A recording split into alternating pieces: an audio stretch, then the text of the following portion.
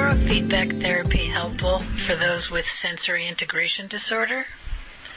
Sensory integration disorder, or SID, was discovered by Jean Ayres, PhD, about 40 years ago. Symptoms of SID in children are often misinterpreted as psychological problems or just plain bad behavior.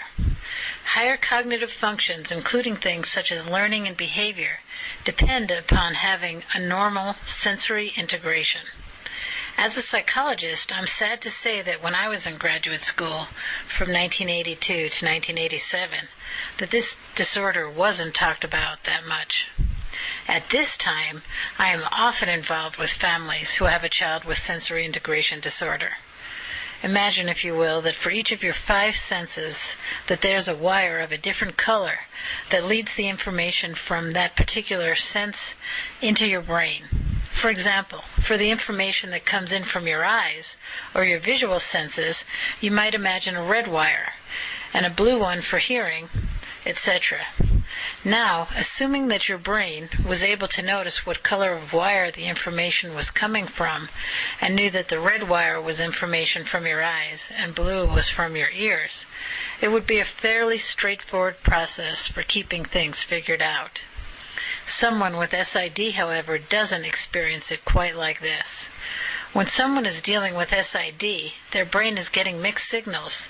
At times, the red wire might be visual information. At other times, it might be the blue wire that is shuttling the visual data.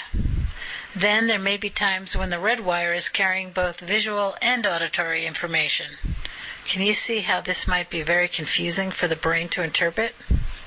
This sounds like a rather complex challenge, does it not? One could argue that it is, I suppose, but I've never been one for building a case for difficulty. Instead, I prefer to gather evidence for possibility. In short, when neurofeedback is helpful for those with SID, it's as though neurofeedback is able to teach the brain to start recognizing the wires accurately and stop acting colorblind when it comes to incoming sensory information.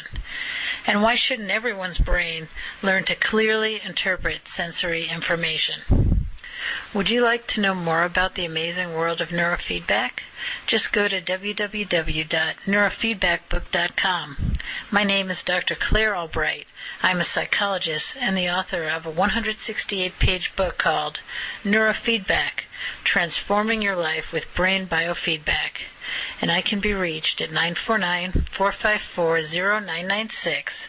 Go to neurofeedbackbook.com, where you can download the PDF ebook version of my book for only $7.99.